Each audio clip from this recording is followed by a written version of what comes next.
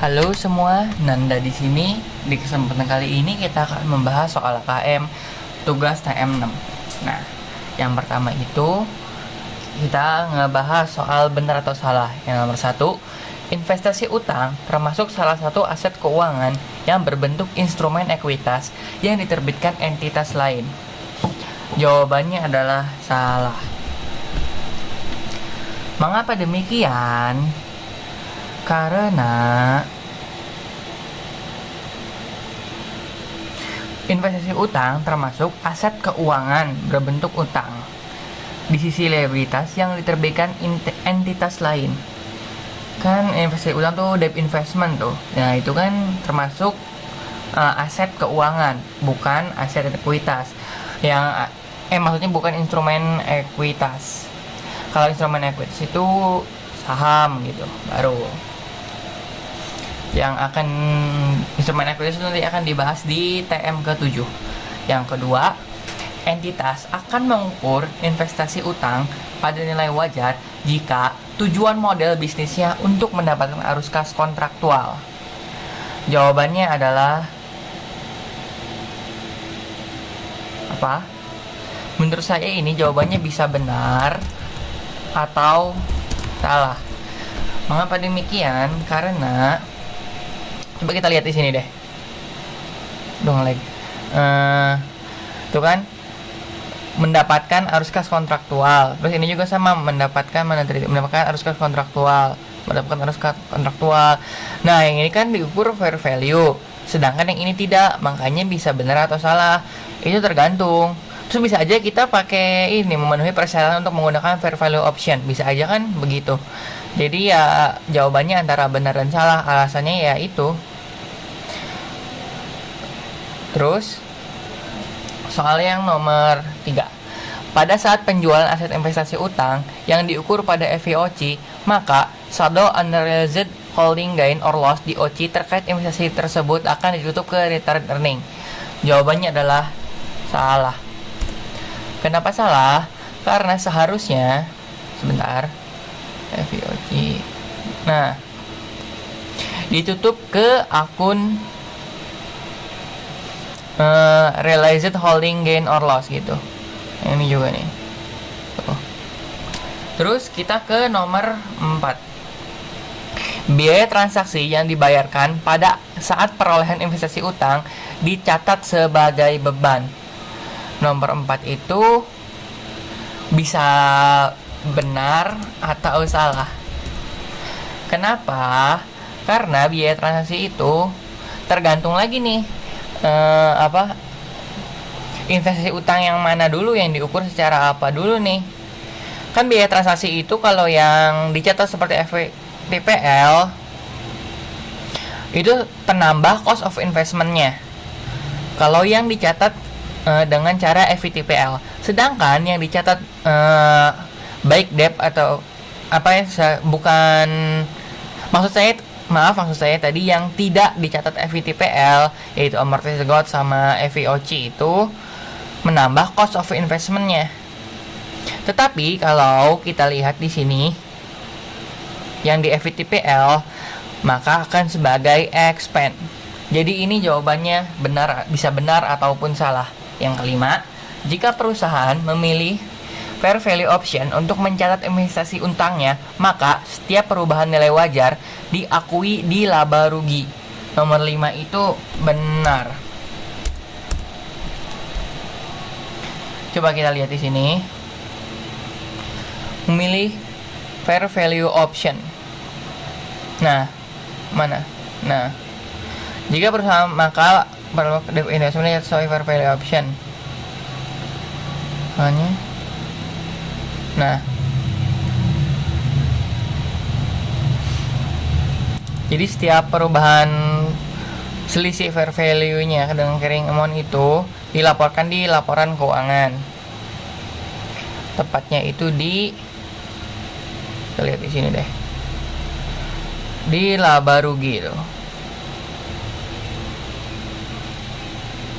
Terusnya kita ke nomor 6. Jika perusahaan memiliki investasi utang kategori amortized cost atau held for collection, maka investasi tersebut tidak dapat dijual sampai jatuh tempo. Nomor 6 jawabannya adalah salah. Karena walaupun tujuan awalnya itu held for collection, kalau dulu itu istilahnya held for maturity ya,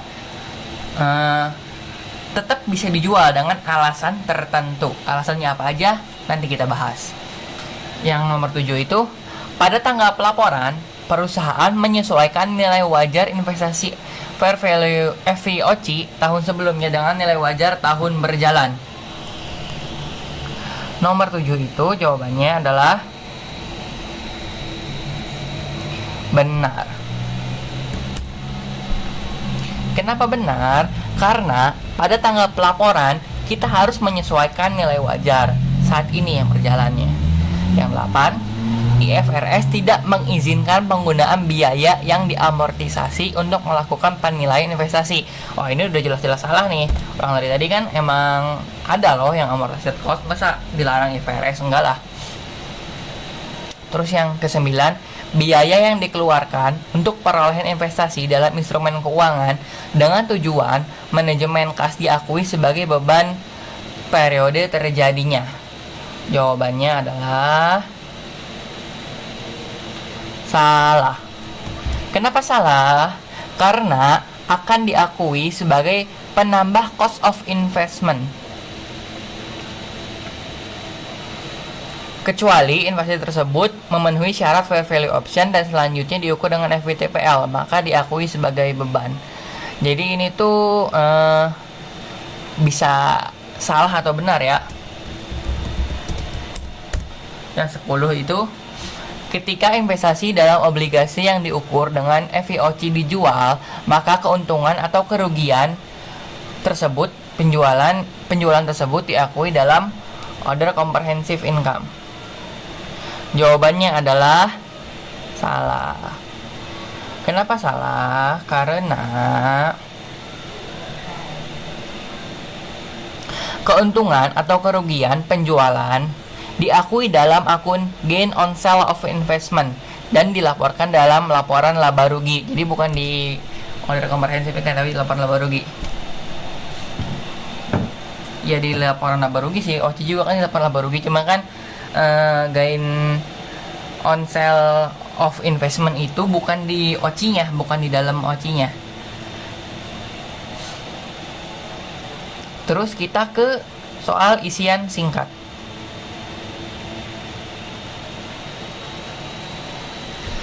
Klasifikasi investasi utang berdasarkan PSAK 71 adalah, oh ini materi dasar nih, harusnya udah pada bener semua nih. FVTPL, Fair Value Profit and Loss, Fair Value Drug Order Comprehensive Income, sama Amortized Cost. Terus yang kedua itu, perusahaan dapat menjual investasi utang amortized cost yang dimilikinya dengan alasan antara lain atau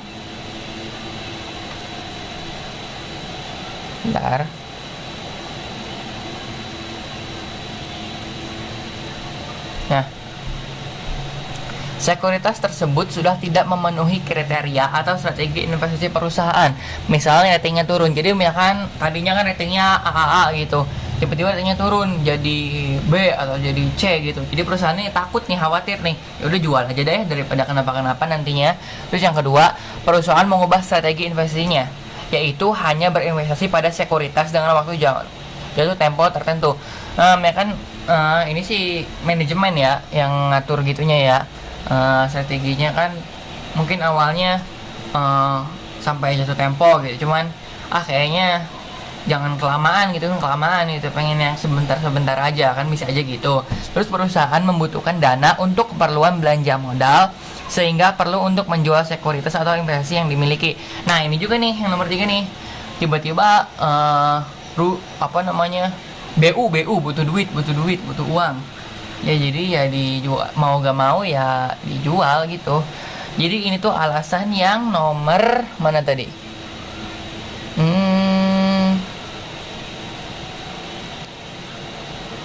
Pokoknya yang tadi ada di soal benar salah deh. Terusnya yang nomor 3, persamaan antara investasi utang kategori amortized cost dan cost dengan fair value OC adalah yaitu sama-sama untuk mendapatkan arus kas kontraktual. Ini kalau yang FVOC-nya recycling ya. Terusnya sama-sama membuat tabel lanjutan amortisasi. Ini tuh ya adalah di sini. Tuh. Mau FVOC atau amortisasi sama-sama membuat tabel lanjutan amortisasi. Terusnya yang nomor 4, jika terjadi penjualan investasi utang FVOC, maka saldo AOC terkait investasi tersebut ditutup pada akun unrealized holding gain loss other comprehensive income. Di sini kok.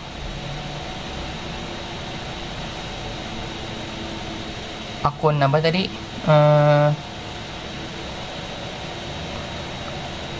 Akun AOC investasi tersebut akan ditutup pada WGL OC. Ini OC kan ditutup sama WGL OC.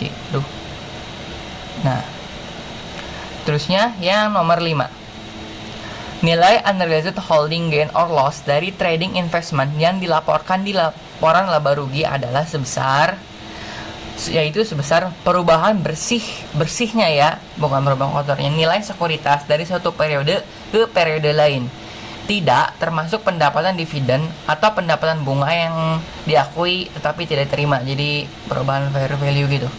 Terusnya yang nomor 6, pada saat penjualan investasi obligasi, perusahaan akan mencatat selisih antara harga penjualan dengan harga wajar obligasi sebesar gain or loss on sale of investment. Jadi kan kalau ini tuh artinya kalau kita ngejualnya tidak sesuai harga, nilai wajarnya tidak sesuai harga, maka kita akan mengakui adanya gain or loss. Kalau untung kan jadinya gain on sale of investment, kalau rugi ya loss on sale of investment. Jadi kalau harga penjualannya lebih rendah dari nilai wajar, nantinya itu loss gitu. Yang 7, investasi utang yang tidak dimaksudkan untuk dipertahankan sampai dengan jatuh tempo dalam laporan keuangan akan disajikan sebesar fair value-nya.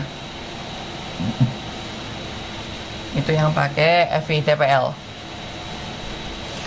Yang trading gitu. Yang 8, aset keuangan adalah aset yang nilainya timbul dari ini, yang ini nih, terbentuk kan atau timbul kan sama aja dari ini nih, aset keuangan, kas, instrumen ekuitas, investasi lain, hak kontraktual, bla bla bla bla, pokoknya gitu. Terus yang ke-9, biaya perolehan yang diamortisasi dapat diperoleh dengan mengurangkan nilai investasi utang dengan kerugian penurunan nilai investasi. Terusnya yang ke-10, sebuah perusahaan yang menerapkan fair value option akan melaporkan laba rugi akibat perubahan nilai wajar pada income statement. Jadi laporannya di income statement. Kenapa saya nulisnya ada investment atau income statement? Maksudnya itu dia itu melaporkan laba rugi akibat perubahan nilai wajar apa? Nilai wajar debt investmentnya kalau berubah kan, jadinya dia melaporkan laba ruginya. Jadinya perubahan nilai wajar pada debt investment maksudnya. Cuman kalau ini yang di soalnya maksudnya melaporkan laba ruginya di mana? Ya di income statement gitu. Jadi menurut saya jawabannya antara ini sama ini sih gitu. Oke, sekian dari saya. Kurangnya mohon maaf. Dadah.